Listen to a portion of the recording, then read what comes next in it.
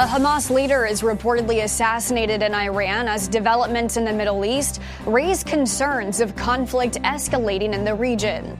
And Vice President Kamala Harris is closer to naming her running mate, with plans of holding their first rally in a matter of days. The Morning Rundown starts now. From the Straight Arrow News Studio, bringing the stories that matter to you from across the United States and around the world. This is the Morning Rundown. Today is Wednesday, July 31st. Thank you for joining us. I'm Kara Rucker.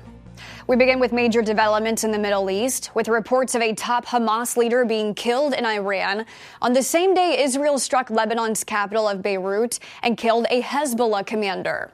Iran's president is now responding, and the U.S. carrying out a strike in Iraq in what U.S. officials are calling a move of self-defense as regional tensions are rising rapidly this week.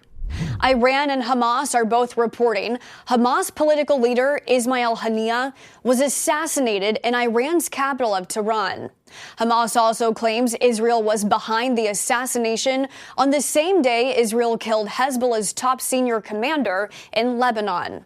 According to state media, Iran's president says the country will defend its territory and make those responsible regret their actions, striking fears of an all-out regional conflict with the Hamas leader's death happening on Iranian soil. And in Iraq, more tensions grow as the U.S. says, in a move of self-defense, it carried out a strike against a base in Baghdad used by Iraqi forces, killing 4 of their fighters.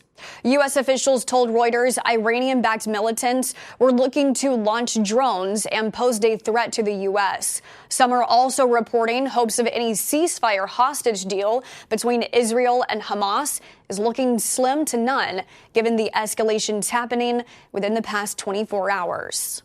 On the political front, Vice President Kamala Harris is expected to announce her vice presidential pick on Monday and then hold a rally in Philadelphia the next day with her new running mate joining her on stage.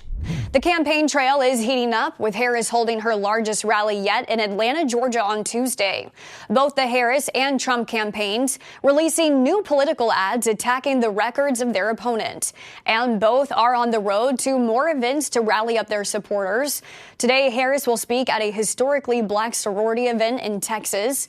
Trump will attend the National Association of Black Journalists Conference in Chicago and then hold a campaign rally in Pennsylvania, while his VP pick, Senator J.D. Vance, is also on the campaign trail tomorrow in California and Arizona. Meanwhile, we're learning more about the Democratic National Convention happening next month. President Biden is expected to give a primetime address on the first night of the DNC. And media outlets are reporting there's a big tribute for the president also planned for that night. Control of Congress is also up for grabs in November, and we now know who will be running against each other for the open Senate seat in Arizona after Tuesday's primaries. Multiple projections show former TV anchor Kari Lake won the Republican Senate primary, officially setting up a matchup against Democrat Ruben Gallego, who ran unopposed. This race will be among a handful that determines who controls the Senate this fall. Currently, the Senate is controlled by Democrats, while the House is controlled by Republicans, both with slim majorities. At least a dozen people have been killed and hundreds have been arrested as protests over Venezuela's presidential election continue.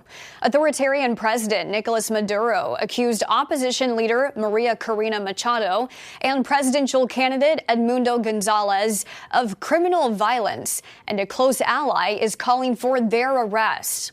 Protesters are demanding Maduro make voting data from Sunday's election public. Venezuela's opposition and multiple Latin American leaders are refusing to recognize Maduro's victory. Machado said on Monday the country's opposition had about 73% of the voting tallies from Sunday's election, proving Maduro did not win. The National Electoral Authority has proclaimed Maduro the winner, giving him a third term in office and extending 25 years of Socialist Party rule.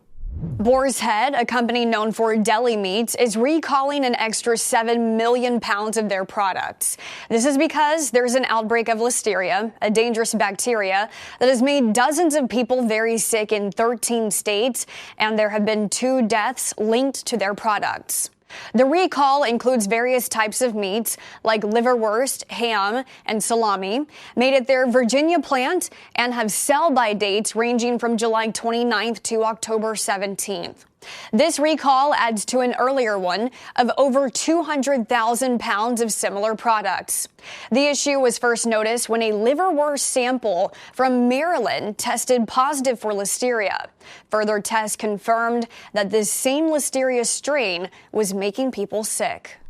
Yesterday on the Morning Rundown, we told you about sales at McDonald's slipping, and it's a similar story over at Starbucks. For the second quarter in a row, Starbucks sales have slumped as prices continue to rise. In its latest earnings report, Starbucks sales dropped 3% globally and 2% in North America. However, total transactions at North American stores fell by 6%, but higher prices shortened the gap between sales and revenue, as coffee chains and restaurants alike continue to struggle with bringing customers in amid high prices. Finally this morning, after dropping out of the women's gymnastics team event in Tokyo 3 years ago and taking time to focus on her mental health, Simone Biles returned to the same event on Tuesday in Paris, and this time she led Team USA to the gold.